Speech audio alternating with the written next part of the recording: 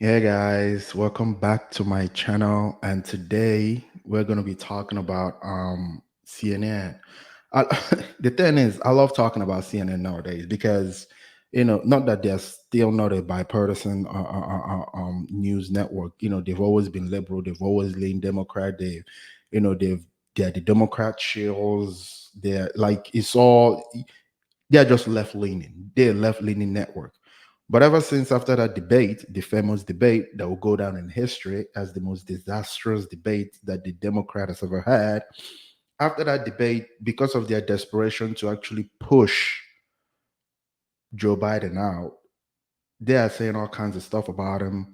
They are trying to paint him in a bad light, something that they've never done before, something that they've never done to a Democratic president before. Anybody from the Democrat, any left leaning person, CNN has never tried to paint them in a bad light, but they are doing it on Joe Biden because they are desperate to remove him from the ballot box and to change the ticket, which is insane. Because who are you going to replace him with?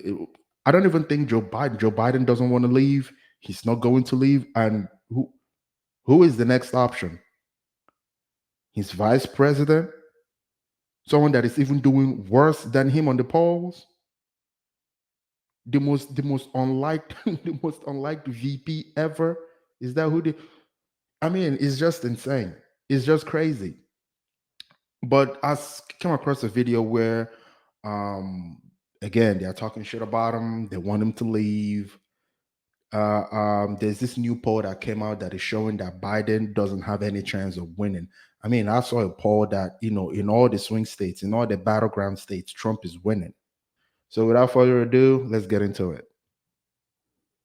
Conversations people have had with family members that we've all had with family members. And that's what this may boil down to, conversations with Biden family members. And from all the reporting, it seems that there have His been. world has shrunk, Anderson, to his family and a couple of close advisors. And someone has to recognize the reality of the situation. There was a memo circulating today among the congressional leadership done by a PAC for the Senate and House, PACs for the Senate and House. And in it, it said that 18% of people now say they believe the president is fit to serve. 18%, including just a third of people who voted for him last time. Who are these 18%? Like, who are these people? Do they have eyes? Do they have ears? Do they have faculty? I'm just asking. Who are these 18%? I don't even believe that is real. Let's keep going. You put that together with the meeting with Katzenberg, which reflects, I think, the reality. The money has dried up, and I said earlier, There's a report that Jeffrey Katzenberg, a large who is fundraiser, his key fundraiser. No one has done more for the president than Katzenberg. He's devoted his life to this project. Uh, someone has to say, here is the reality. There is not a path forward. He said in an interview that he would get out if he was told by his advisors that there wasn't a path forward. If his advisors don't tell him that now, they're not doing him a service, and they shouldn't be his advisors. This is the end game now. Van Jones, before I play that, I just want to say this is the same man that cried when Donald Trump won the election in 2016. A grown ass man that cried on national television because your guy didn't win. You cried. It's pathetic. I just got to put that out there. Pathetic. Now, you may be able to run out the clock and stay on the ticket, but you got to lead, and we have a big coalition. You have a lot of African American voters who are still with Joe Biden. They still want him to stick in there. We're used to seeing our leaders stumble. We're used to seeing our leaders be attacked by the media in ways that aren't fair, and we're slow to let go of somebody's hand. So I'm proud that the Black grassroots is standing with Joe Biden, but the party's bigger than that. The donors are walking away. The best people in our party, the smartest people in our party, are looking at the math and saying the math don't math. And so it's important, I think, that we recognize that this could be, this is the end game. One way or the other, it's the end game. And tonight's very One important. other thing I want to add. I'm sorry, just one last data point, which is that there was an AP NORC poll today that said 2/3 of Democrats want him to drop out, and that, yes, he's got stronger support among African Americans, but there are a fair number of African Americans thought that too, and it's a reflection of what they see. Well, and Jeff Stelling makes a great point that tomorrow marks 3 weeks since the debate. And I talked to White House officials. I was at the White House last week. They really thought they were going to hit the ground running coming out of this. He was going to do a lot of public events. He was going to do a bunch of interviews. Well, now he's going to self-isolate for a few days. And every interview and public appearance he's done has not done enough to materially change what you are hearing from Democrats behind closed doors, who do believe that it is up to the Pelosi's and Schumer's and that small group of advisors around him, the Mike Donalds, the Steve Richettis, to kind of have that conversation. And even they behind the scenes seem to be getting closer to that point. And so add to that what we heard from J.D. Vance tonight, which is not on Daniel Deal's list because it's true. Right? It is true. We have a big tent in our party. We love this country. We are united to win. The Democrats see this here. This party has rallied around Donald Trump. For all the controversy about Trump in the past, this party is rallied around Donald Trump. So Democrats are looking not just at the polling, but to David's point and to Jake raised this point. If you make a policy mistake or you did something out there, you can change that. You can apologize. You can change your policy. You can have an event.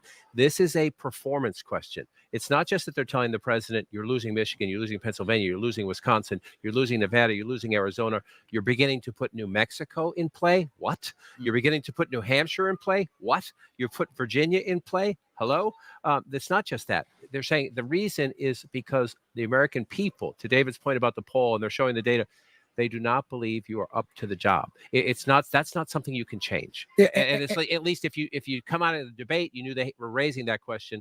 To Caitlin's point and Abby's point about the interviews and the performances, if you thought you could change it, you have not succeeded because the numbers are getting worse. I continue to think that this is more than just a political problem. I mean, if Democrats are saying that he's not fit to serve in January, and we're seeing the rapid deterioration of the president before our very eyes right now, I still think we need to have a conversation about who's running the country today and is he fit to serve for the next few months. I'm just not satisfied that this is only a political campaign problem. To me, the country still has to operate, and he's still supposedly the president. I would just say quickly, the split screen of Joe Biden walking off that airplane and the imagery from this evening should have Democrats very concerned. Look, it's pretty remarkable because you saw, obviously. Man, they have never, ever, ever spoken like this about any Democrat official, let alone the president, a Democrat president. They have never done this before. I mean, things must be really, really, really bad. It's got to be really bad. I think most of these polls they are taking, I think it underscores Trump's performance. Like, if I'm going to be completely honest, they will try to underscore it a little bit to make it look okay, to make it look a little bit even. But if CNN, they are saying all this stuff, it's got to be really bad. It's got to be really bad. Anyway, I'm gonna leave this video here.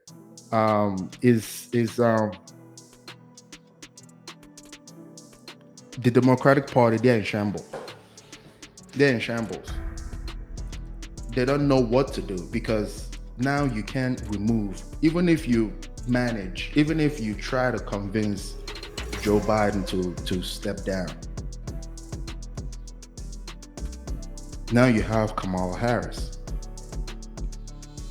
who is even worse. And could you imagine a debate of Vance and Kamala? Jesus, he would tear her apart. But they are stuck with the Kamala now. You see that they are stuck with Biden or they are stuck with Kamala. And this is crazy. And they all know that the only reason, and this is what is so sick about this party, the Democratic Party. The only reason why they brought in Kamala into the ticket was because of her skin color. The DEI.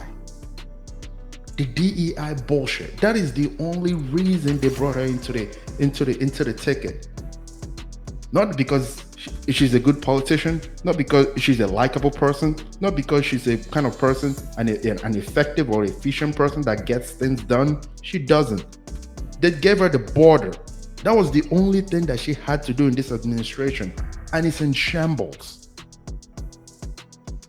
So they can't skip over Kamala. If they even somehow try to convince Joe Biden to step down, you got to deal with Kamala. And now what are you gonna tell the black folks? What are you like? They have written themselves into this corner. They have painted themselves into this corner. It's a terrible place.